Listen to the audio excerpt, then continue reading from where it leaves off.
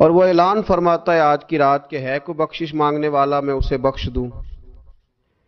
ہے کوئی رزق طلب کرنے والا میں اسے رزق عطا کروں، ہے کوئی میری بارگاہ سے اس بات کا سوالی کہ میں اس کے اوپر کرم فرماؤں۔ بس ضرورت کس چیز کی ہے؟ ضرورت اس چیز کی ہے کہ ہم نے یہ جو حدیثیں بار بار سنی ہوئی ہیں ان پر غور کریں، اور یہ نہ سوچیں کہ یہ پچھلے سال بھی ہم نے بات سنی تھی، بلکہ اس پر پورا غور کریں اور حدیث کے ایک ایک جملے، ایک ایک حرف اور ایک ایک لفظ پر عین الیقین کر کے بیٹھ جائیں جھولی پھیلا کے، اور عرض کریں کہ اللہ تمہارے اوپر فضل فرما، اللہ تو ہمارے اوپر رحم فرما۔ تو کوشش کریں کہ بہت زیادہ استغفار پڑھا جائے آج کی رات میں، اور کوشش کریں کہ سورہ یاسین کی تلاوت کی جائے، سورہ ملک اور سورہ واقعہ کو پڑھا جائے، اور درود و سلام کثرت کے ساتھ نبی پاک صلی اللہ علیہ وسلم کی بارگاہ عالی مرتبت میں عرض کیا جائے، اور یقین کے ساتھ، ایمان کے ساتھ اللہ کے حضور یہ دعا مانگی جائے کہ اللہ تو رحمت والا معاملہ فرما، درگزر والا، فضل والا معاملہ فرما۔ ہوتا یہ ہے کہ اللہ تبارک و تعالی بن مانگے اپنے بندوں کو بہت ساری نعمتیں عطا فرماتا ہے، بہت سارا کرم اللہ تبارک و تعالی بغیر بندوں کی طلب کے ان پر فرماتا ہے، لیکن اس کے باوجود بندے بعض اوقات بڑی سخت نافرمانیاں کرتے ہیں، اور بہت ساری جگہوں پر وہ اللہ تبارک و تعالی کی نہ صرف یہ کہ ناشکری کرتے ہیں، حکم عدولی کرتے ہیں، بلکہ اس کے غضب کو آواز دیتے ہیں۔ ظلم کیا جاتا ہے، حدود اللہ سے تجاوز کی جاتی ہے، غریبوں کا حق کھایا جاتا ہے، لاوارث، یتیم، کمزور لوگوں کے ساتھ جب زیادتیاں حد سے بڑھ جاتی ہیں تو پھر اللہ ناراض ہو جاتا ہے، پھر وہ بہت ساری جگہوں پہ اپنے بندوں کو آزمائش میں بھی مبتلا کرتا ہے۔ تو میرے عزیز، آج کی اس رات میں کثرت استغفار کی ضرورت ہے، اللہ تبارک و تعالیٰ کو منانے کی ضرورت ہے، اس کے فضل کو آواز دینے کی ضرورت ہے۔ ہم انسان ہیں، بھول جاتے ہیں، بشر ہیں، بے خبر ہیں، ہلاکت کی دعا کیوں مانگیں؟ تو ہم کئی دفعہ بھول جاتے ہیں، کئی دفعہ ہمارے ساتھ اس طرح کا معاملہ ہو جاتا ہے کہ ہمیں سمجھ نہیں آتی کہ اب ہمیں کون سا رستہ اختیار کرنا ہے۔ تو اس موقع پر اللہ کو منانا چاہیے، رب کریم کی رحمت کو آواز دینی چاہیے۔ دیکھیے حضرت سیدنا آدم علی نبینا علیہ الصلاۃ والسلام سے ایک خطائے اجتہادی ہو گئی، اللہ تبارک و تعالی نے ایک درخت کے پاس جانے سے منع کیا تھا، لیکن مشیت ایزوی کے حضرت آدم وہاں چلے گئے، اور پھر جب انہیں محسوس ہوا نا کہ میرا رب ناراض ہو گیا ہے اور وہ زمین پہ تشریف لے آئے، تو 300 سال انہوں نے رو کے گزارے، یہاں تو خشک ہو گئی ہیں لوگوں کی آنکھیں۔ اب بھی لوگ ٹی وی کی خبروں پر زیادہ توجہ دیتے ہیں، لوگ ظاہری اسباب پر زیادہ نظر رکھتے ہیں۔ 300 سال جناب آدم علیہ السلام نے رو کے گزار دیے، 300 سال، اور پھر دونوں نے، قرآن مجید فرماتا ہے کہ دونوں نے، جناب آدم نے، حضرت حوا نے کہا، وقالا، دونوں نے کہا، ربنا ظلمنا انفسنا، اے اللہ ہم نے خود ہی اپنا برا کیا ہے، وَإِن لَّمْ تَغْفِرْ لَنَا، اگر تو نے ہمیں معاف نہ کیا، لَنَكُونَنَّ مِنَ الْخَاسِرِينَ، تو اللہ ہم نقصان اٹھانے والوں میں سے ہو جائیں گے۔ اللہ کو منایا، اس کی بارگاہ میں آہوزاری کی، گڑ گڑائے، عرض گزار ہوئے، ربنا ظلمنا انفسنا، اے اللہ ہم نے خود ہی اپنا برا کیا ہے، وَإِن لَّمْ تَغْفِرْ لَنَا، اگر تو نے ہماری بخشش نہ کی، وَتَرْحَمْنَا، اور تو نے ہمارے اوپر رحم نہ کیا، لَنَكُونَنَّ مِنَ الْخَاسِرِينَ، تو ہم نقصان اٹھانے والوں میں سے ہو جائیں گے۔ اللہ تو ہمارے اوپر رحم فرما، ہم پر فضل فرما، ہمارے لیے آسانی فرما۔ تو جب یہ جملے آپ نے ادا کیے تو پھر اللہ تبارک و تعالیٰ نے ان پر اتنا فضل فرمایا کہ مالک کریم نے اپنی ساری رحمتوں، برکتوں، نوازشوں سے انہیں مالا مال فرما دی۔ تو پہلے تو بات یہ ہے کہ احساس ندامت ہو پھر اس کے بعد رب کریم کو منانے کی خواہش ہو، بے رخی کا مظاہرہ، اور اسی طرح کھیلتے رہنا اور اسی طرح روٹین کے کاموں میں لگے رہنا، بلکہ پہلے سے زیادہ ان چیزوں پہ توجہ کرنا جن پر پہلے کام کی جاتی، فضولیات کو اپنے معاملات کا حصہ بنا لینا، لڈو پہلے سے زیادہ کھیلی جانا، شطرنج کی بازیاں لگنا، اور فلموں اور ڈراموں پر توجہ بڑھا لینا، گیمیں کھیلنے لگنا، بجائے اس کے کہ اللہ نے اوقات دیے ہیں تو اس میں رب کو منایا جائے اس کی بارگاہ میں۔ لیکن وہ اس طرح جیسے شکاوت بڑھتی ہے، جیسے ہمیں احساس ختم ہو گیا، جیسے ہماری طبیعت کے اندر اب وہ والی بات نہیں رہی جو کہ ہونا چاہیے تھی۔ تو اللہ کریم کی بارگاہ میں عرض کیا جائے، رب کریم کے حضور ناز یہ گزارش کی جائے اور اسے منایا جائے۔ سورۃ المومنون کو دیکھیے تو اللہ تبارک و تعالیٰ نے ارشاد فرمایا، دیکھیے ذرا قرآن مجید کا انداز، فرمایا وَقُلْ رَبِّ اغْفِرْ وَارْحَمْ، کہا اے محبوب آپ فرمائیے، آپ مجھ سے کہیے رب اغفر، یا اللہ تو معاف فرما دے، یا اللہ تو اپنے بندوں کو معاف فرما دے، ورحم، اور اللہ تو رحم فرما۔ اور محبوب آپ یہ کہیے کہ وانت خیر الراحمین، اے اللہ تو سب سے بڑھ کر رحم فرمانے والا، اے محبوب آپ یہ کہیے۔ یہ دیکھیے انداز، اللہ تو نے معاف کرنا ہے تو کر دے، فرمایا نہیں میرے حبیب پہلے کہیں گے، حضور فرمائیں گے میں اپنے محبوب کی زبان اطہر سے اس بات کو سننا محبوب رکھتا ہوں۔ میرے محبوب کریم علیہ السلام فرمائیں گے وَقُلْ رَبِّ اغْفِرْ وَارْحَمْ وَأَنْتَ خَيْرُ الرَّاحِمِينَ، اے محبوب آپ مجھے کہیے کہ اللہ تو بخش دے، رحم فرما، اور تو سب سے بڑھ کر رحم کرنے والا ہے، کوئی آنکھو شاید من جاوے تے میرا کام تتڑی دا بن جاوے۔ اے محبوب آپ کہیے کہ اے اللہ تو رحم فرما، تو کرم فرما، اور تو سب سے بڑھ کر رحم کرنے والا ہے۔ نبی پاک صلی اللہ علیہ وسلم نے نا ہماری توجہ دلائی، حضور صلی اللہ علیہ وسلم نے فرمایا بے توجہی کے ساتھ ادھر ادھر خیالات کر کے رب سے نہ مانگا کرو، تردد کے ساتھ، بے یقینی کے ساتھ نہ مانگا کرو، بلکہ رسول کریم صلی اللہ علیہ وسلم نے فرمایا، یہ حدیث پاک مسلم شریف میں موجود ہے، حضور فرمانے لگے جب رب سے مانگو نا تو اصرار کر کے مانگو، جب رب سے مانگو تو اصرار کر کے، بچہ ناز دکھا رہا ہے اصرار کر رہا، اللہ سے مانگو تو اصرار کر کے مانگو، اور فرمایا رغبت کے ساتھ مانگو۔ کیا خوبصورت لفظ ہے حدیث کے، حضور فرمانے لگے اصرار کر کے مانگو، رغبت کر کے مانگو۔ رب کے لیے کوئی چیز دینا مشکل تو نہیں ہے نا، اس کے لیے کوئی مشکل ہے تمہیں عطا کرنا، تو رغبت کر کے اللہ سے سوال کرو، اسے مناؤ۔ اور خود نبی پاک صلی اللہ علیہ وسلم کا حال یہ تھا، حضرت عائشہ صدیقہ رضی اللہ تعالیٰ عنہ فرمانے لگی کہ نبی پاک دعا رسول اللہ صلی اللہ علیہ وسلم، یہ لفظ ہیں حضرت عائشہ کے، اللہ اکبر، ذرا ان میں ڈوب کر دیکھیے گا، ذرا ان لفظوں میں کھو کر دیکھیے گا ام المومنین کیا فرماتی۔ حضرت عائشہ صدیقہ فرماتی ہیں، یہ بھی مسلم میں موجود ہے، کہتی ہیں دعا رسول اللہ،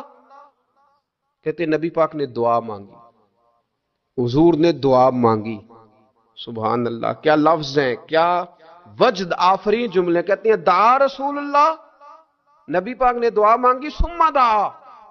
دعا مانگ کر حضور پھر دعا مانگنے لگے، حضور نے دعا مانگی اور دعا مانگ کر حضور پھر دعا مانگنے لگے، اور ثم دعا رسول اللہ، تیسری دفعہ فرماتی ہیں، کہتی ہیں حضور نے دعا مانگی اور دعا مانگ کر پھر دعا مانگنے لگے، یعنی حضور نے دعا مانگی اور پھر دعا مانگی اور دعا ختم ہو گئی تو تیسری دفعہ پھر دعا مانگی، یعنی حضور نے مانگا۔ کیا کہا حضرت نے، فرمانے لگے مانگیں گے مانگے جائیں گے، منہ مانگی پائیں گے، سرکار میں نہ لا ہے نہ حاجت اگر کی ہے، مانگیں گے مانگے جائیں گے، منہ مانگی پائیں گے۔ حضور نے دعا مانگی اور دعا مانگ کر پھر دعا مانگی اور دعا مانگ کر پھر دعا مانگی، تو نبی پاک صلی اللہ علیہ وسلم کا تو اللہ سے مانگنے کا، اس کو منانے کا یہ طریقہ۔ حضرت عبداللہ ابن عمر فرمانے لگے، یہ لفظ ابو داؤد شریف میں موجود ہے، ذرا ان کا بھی ذائقہ محسوس کیجئے گا۔ حضرت سیدنا عبداللہ ابن عمر فرماتے ہیں میں حضور کی مجلس میں حاضر تھا، حضور مانگنے لگے اللہ سے، حضور اللہ سے مانگنے لگے، میں تو کئی دفعہ یہ دعا بھی مانگنے لگ جاتا ہوں کہ اللہ تو ان دعاؤں کی طرف تو دیکھ جو تیرے رسول نے ہمارے لیے مانگی، اللہ تو ہمیں تو نہیں نہ مانگنا آتا، نہیں طریقہ آتا، نہیں سلیقہ آتا، نہیں انداز آتا، ہم تو بے توجہ سے لوگ ہیں، بیٹھنے کا ڈھب نہیں آتا، ہمیں تو ہاتھ اٹھانے کا سلیقہ نہیں آتا، ہم تو وضو کرنے کے اس طریقے سے آشنا نہیں، پر اللہ تیرے محبوب نے تو خوب مانگا ہے نا تجھ سے، تیرے پیارے حبیب علیہ السلام نے تو تجھے منایا ہے نا ہمارے حق میں، تو اللہ تو ان دعاؤں کی طرف تو دیکھ۔ حضرت عبداللہ ابن عمر رضی اللہ تعالیٰ عنہ فرماتے میں حضور کی مجلس مبارکہ میں بیٹھا تھا، ابو داؤد شریف میں موجود ہے، کہتے ہیں حضور دعا مانگ رہے تھے۔ دعا کیا تھی؟ دعا حضور یہ مانگ رہے تھے، رب اغفر لی، یا اللہ ہمیں بخش دے، وتب علی، اللہ ہماری توبہ قبول فرما، انک انت التواب الرحیم، بے شک تو توبہ قبول کرنے والا اور رحم کرنے والا ہے۔ حضور دعا مانگ رہے تھے، اے اللہ رب اغفر لی، یا اللہ ہمیں بخش دے، وتب علی، اور ہماری توبہ قبول فرما، انک انت التواب الرحیم، بے شک تو توبہ قبول کرنے والا اور رحم کرنے والا۔ حضرت عبداللہ ابن عمر فرماتے اس ایک دعا کو ایک ہی مجلس میں ایک ہی جگہ بیٹھ کر میرے نبی پاک نے اپنی زبان اطہر سے 100 مرتبہ ادا فرمایا۔ 100 مرتبہ حضور نے یہ لفظ کہے، رب اغفر لی وتب علی، رب اغفر لی وتب علی، رب اغفر لی، اے اللہ بخش دے، رحم فرما، وتب علی، بس قبول کر لے نا اب ہماری توبہ، انک انت التواب الرحیم، بے شک تو توبہ قبول کر لیا کرتا ہے، تو رحم فرمایا کرتا ہے۔ ایک ہی مجلس میں 100 دفعہ حضور نے دعا مانگی، دعا مانگ کے پھر دعا مانگی، اور دعا مانگ کے پھر دعا مانگی۔ اللہ کو منایا میرے رسول پاک نے، حضور نے ہمیں بتلایا، اسے مناؤ، اس کی بارگاہ عالی مرتبت میں جھکو، اور حضور نے خود بھی یہ طریقہ ہمارے سامنے بطور سنت کے چھوڑا، اور پھر نبی پاک صلی اللہ علیہ وسلم نے آگے بڑھ کے ہمیں کچھ اور باتیں بھی ارشاد فرمائی۔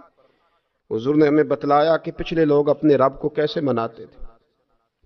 وہ کس طرح اس کے حضور ناز عرض کرتے تھے۔ حضور نے ہمیں اللہ کو منانے کے طریقے بھی بتلائے، فرمایا جب ماں باپ دعا مانگیں گے اولاد کے حق میں تو وہ مان جائے گا۔ حضور علیہ السلام نے فرمایا جب مسافر دعا مانگے گا تو اللہ مان جائے گا۔ فرمایا میرے رسول کریم نے کہ جب بیمار دعا مانگے گا تو اللہ مان جائے گا۔ اور سید عالم علیہ السلام فرمانے لگے جب تمہارے ضعیف، کمزور، مجبور لوگ دعا مانگیں گے تو اللہ مان جائے گا۔ اور حضور نے فرمایا جب تم فرض ادا کر کے دعا مانگو گے تو اللہ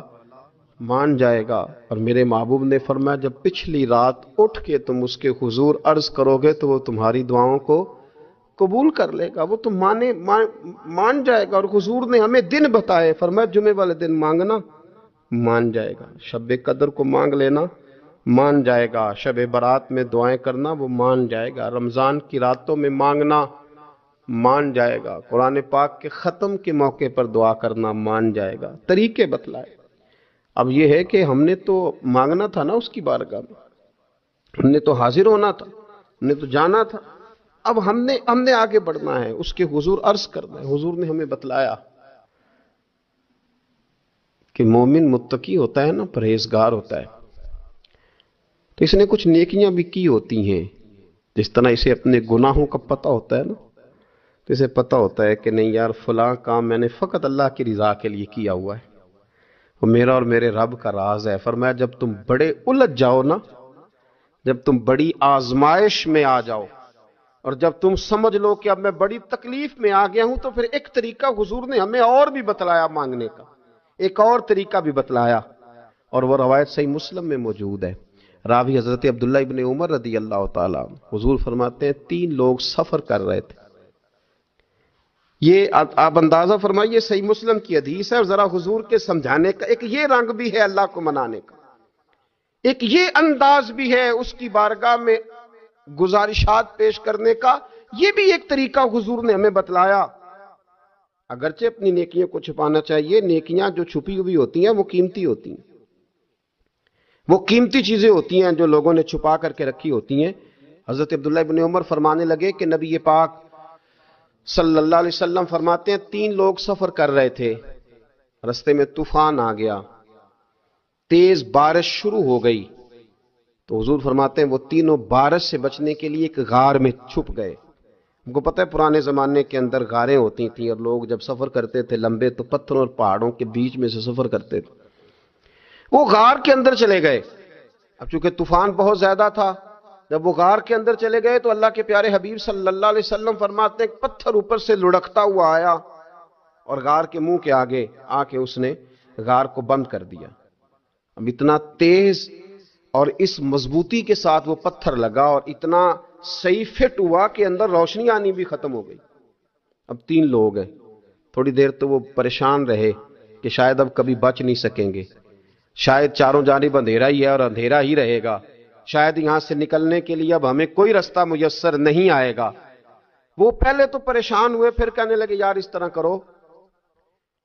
ذرا غور کیجئے گا میری بات پہ. فرمایا اس طرح کرو،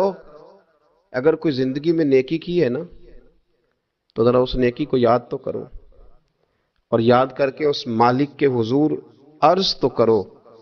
وہ کریم ہے، کوئی آنکھو شاید من جاوے تے گل کم تتڑی دا بن جاوے، عرض تو کرو. ان میں سے یہ آپ اندازہ فرمائیے یہ بات بیان کون کر رہا ہے؟ یہ مدینے والے رسول بیان کر رہے ہیں، یہ نبی پاک علیہ السلام نے بیان فرمایا. یہ وہ کہانی ہے جو ہمیں ہمارے نبی پاک نے سنائی، رسول کریم علیہ الصلوۃ والسلام نے ہمیں بتلائی، یہ داستان محبت. حضور فرمانے لگے ایک نے ان میں سے ہاتھ اٹھائے اور اس نے انداز کیا چھیڑا، عرض کرنے لگا اللہ تو جانتا ہے نا میں نے بکریاں رکھی ہیں، میں غریب ہوں، مزدور ہوں، اور مالک تو یہ بھی جانتا ہے کہ میرے بچے بھی ہیں، بیوی بھی ہے، پر میں جب بھی گھر لوٹا ہوں تو دودھ میں نے بچوں اور بیوی کو پہلے نہیں دیا، بوڑھے ماں باپ کو پہلے دیا. اللہ میں نے ان کے ساتھ ہمیشہ کرم کے بازو کھول کر معاملہ کیا. وہ غار میں تنہا بیٹھے ہیں اور اپنے مالک کو منا رہے ہیں. عرض کرتے ہیں اللہ تجھے یاد ہے نا ایک رات جب میں بڑی دیر سے لوٹا تھا، لکڑیاں کاٹتے، درخت تلاش کرتے، مجھے دیر ہو گئی، میں دیر سے لوٹا تھا، نیت یہ کر رکھی تھی کہ دودھ سب سے پہلے ماں باپ کو پلاؤں گا. مالک جب میں لوٹا تو وہ بوڑھے تھک کر کے سو گئے تھے.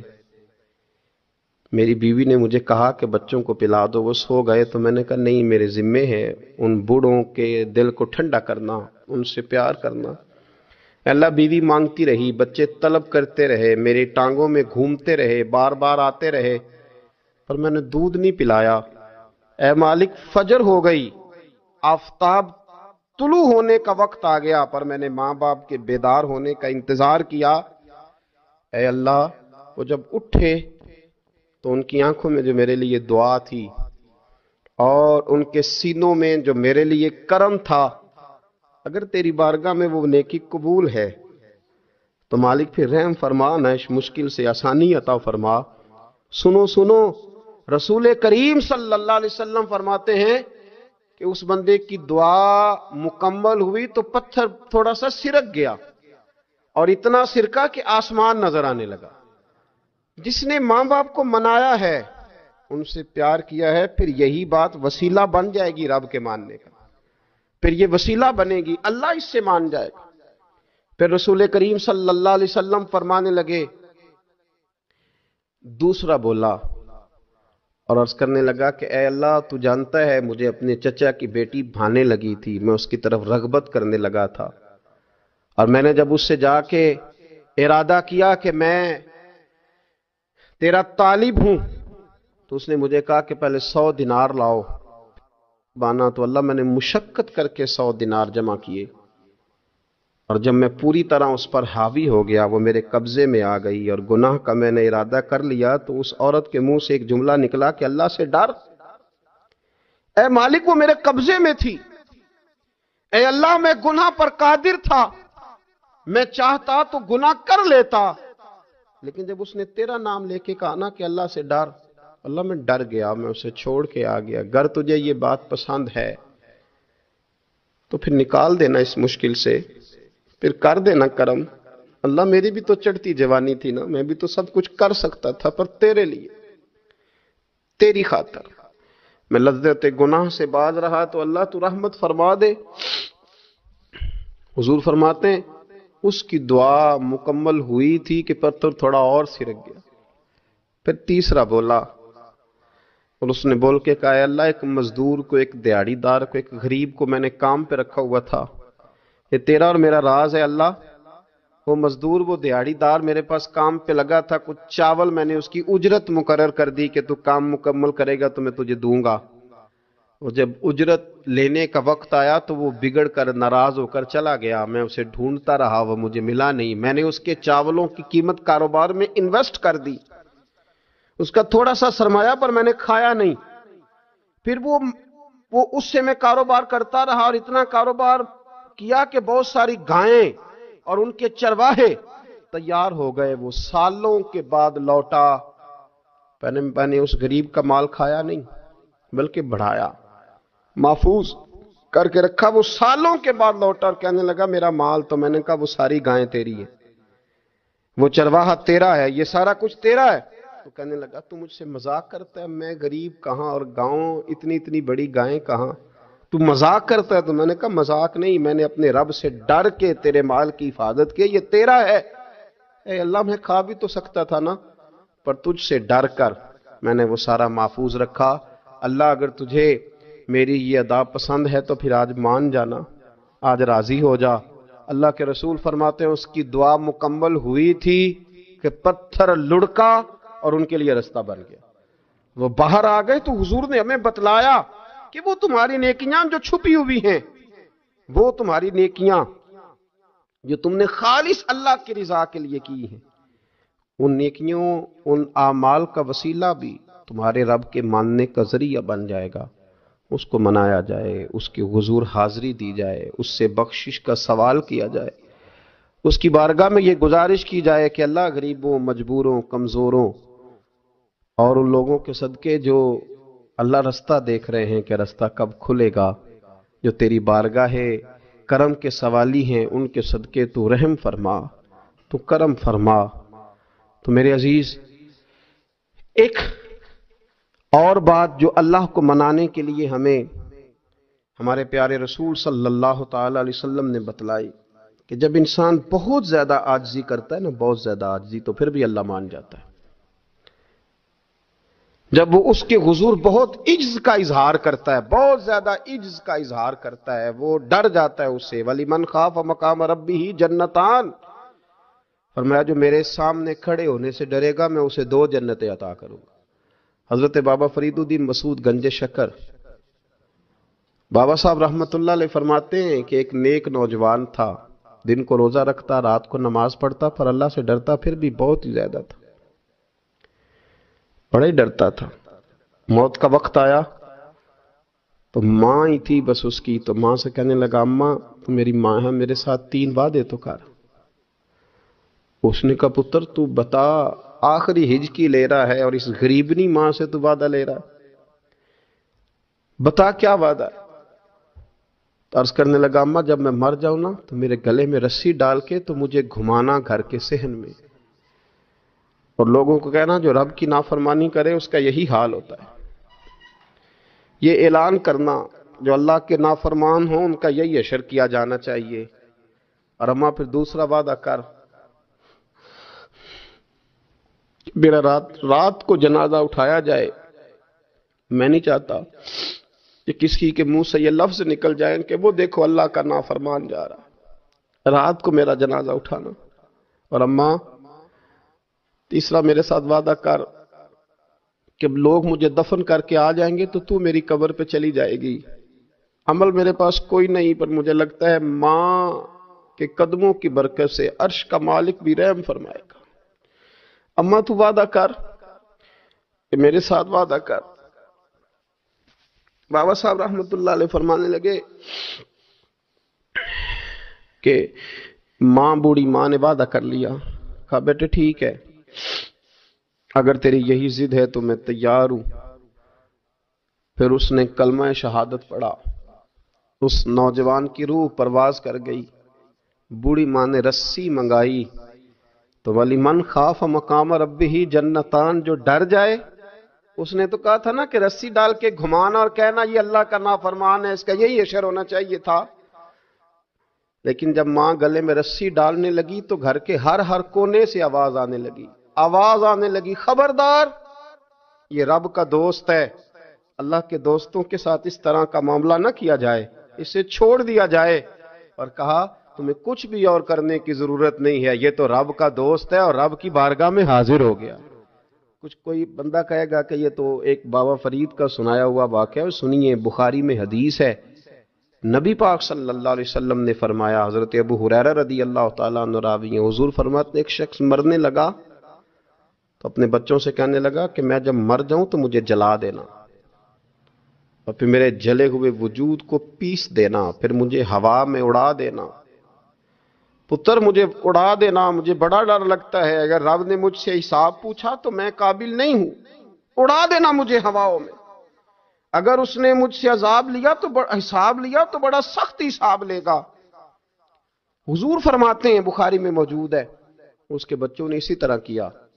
اس کے مرنے کے بعد اسے جلایا، ہوا میں اڑا دیا۔ اللہ کے محبوب فرماتے ہیں رب کریم نے حکم دیا زمین کو کہ اس کے ذرات کو جمع کرو، زمین نے ذرے جمع کیے، خدا نے حکم دیا تو اس کا وجود پھر سے اسی شکل میں آیا، تو رب کریم نے فرمایا یہ جو تو نے وصیت کی تو کیوں کی؟ اللہ جانتا ہے کہ نہیں جانتا؟ یہ کی تو کیوں کی؟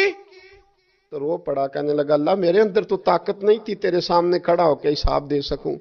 تجھے منانے کے لیے تیرے خوف سے ڈر گیا، میں ڈر گیا۔ اگرچہ ہمارے بزرگوں نے لکھا ہے کہ آج یہ وصیت کرنا، اس رنگ میں یہ طرز اختیار کرنا درست نہیں، لیکن آپ غور فرمائیے کہ نبی پاک علیہ السلام فرماتے ہیں جب اس نے کہا نا اللہ تجھ سے ڈر کے یہ کیا، تو رب کریم نے فرمایا جا پھر میں نے تیری مغفرت کر دی، کیونکہ اللہ کو پتا تھا یہ دل سے بات کر رہا۔ ایک چوتھی بات میرے رسول پاک علیہ السلام نے فرمایا کہ جب رب نہ مانے تو پھر وہ کمزوروں کے صدقے مان جاتا ہے، پھر وہ ضعیفوں کے صدقے مان جاتا ہے۔ فرمایا اللہ تم سے بارشیں روکنا چاہتا ہے پر تمہارے ضعیفوں، کمزوروں، غریبوں کے صدقے، مجبوروں کے صدقے وہ تم پر بارشیں برساتا ہے۔ حضور فرماتے ہیں رب اشغاذا اغبر لو اقسم علی اللہ لا برا، کچھ ایسے لوگ ہوتے ہیں کہ ان کے بالوں میں خاک پڑی ہوتی ہے، چہروں پہ مٹی الجھے ہوئے ہوتے ہیں،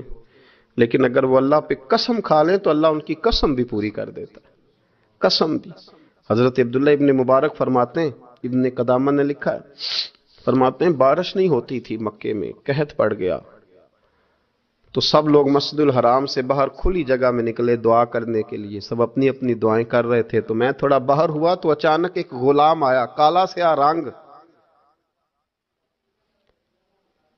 2 رکعتیں نماز پڑھ کے تو ہاتھ پھیلائے تو کہنے لگا اللہ مجھے پتہ ہے یہ جو کچھ بھی ہوا ہے میری نافرمانیوں کی وجہ سے ہوا ہے۔ تو ناراض ہو گیا نا، تو نے بارش روک لی، ناراض ہو گیا نا، ہمیں سبق سکھانا چاہتا ہے نا، یہ کسی اور کی وجہ سے نہیں، یہ صرف میری نافرمانیوں کی وجہ سے ہوا۔ اللہ رحم فرما، تیرے بندے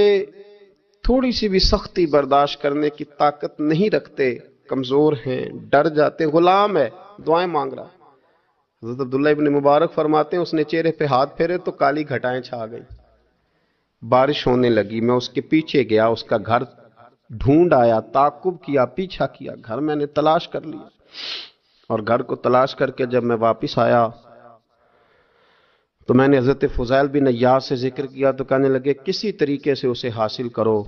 فرماتے ہیں میں اس کے گھر گیا، اس کے مالک نے مجھے دیکھا تو کہا عبداللہ ابن مبارک میرے گھر، اتنے بڑے ولی، اتنے بڑے درویش، اتنے بڑے محدث۔ میں نے کہا تیرا غلام چاہیے، اس نے کئی غلام دکھائے، میں نے کہا نہیں یہ نہیں، اس نے کہا یہ بڑے بڑے اچھے ہیں، کوئی سے بھی آپ لے لے، خرید لے، میں نے کہا نہیں۔ پھر وہ لاغر صاحب، وہ کمزور صاحب، وہ ضعیف سا نکل کر کے آیا، میں نے کہا یہ مجھے دے دو، تو کہنے لگا یہ تو بیچارہ بے ضرر سا آدمی ہے، کیا لے کے کریں گے؟ میں نے کہا نہیں مجھے یہی چاہیے۔ میں اس کو ساتھ لے کے چلا تو راستے میں پوچھنے لگا کہ میرے اندر تو کوئی ایسی بات نہیں تھی، مجھے کیوں خریدا؟ آپ مجھ سے کیا خدمت لیں گے؟ تو عبداللہ ابن مبارک فرمانے لگے میں نے کہا کوئی خدمت بھی نہیں لوں گا، میں تو خود تیری خدمت کروں گا، میں تیرا بیاہ کراؤں گا، تیرے لیے مکان بناؤں گا، میں تیری خدمت کروں گا، میں تیرا اور تیرے رب کا رشتہ دیکھ چکا ہوں، میں تیرا اپنے مالک کے ساتھ جو تعلق ہے اسے دیکھ چکا ہوں۔ کہتے میں نے یہ لفظ کہے تو مجھے کہنے لگا 2 رکعتیں پڑھ لوں، اب مجھے لے جانا پر 2 رکعتیں پڑھ لوں؟ کہتے میں نے کہا پڑھ لو، تو 2 رکعتیں پڑھنے کے بعد میری طرف دیکھ کے کہنے لگا آقا مجھے اپنا حق معاف کر دینا، میں خدمت نہیں کر سکا۔ پھر کہنے لگا اللہ راز تو کھل گیا، اے اللہ راز تو کھل گیا، اللہ تیرا میرا معاملہ تھا، راز تو کھل گیا، راز تو کھل گیا، اللہ راز تو کھل گیا، میں سراپا مخزن راز تھا، میں رہا تھا مدت و راز میں، یہ تو تیرا شوق کے دید کشاں کشاں مجھے کھینچ لایا مجاز میں، اللہ راز کھل گیا۔ یہ لفظ کہتے کہتے اس شخص نے کلمہ پڑھا اور اس کی روح پرواز کر گئی۔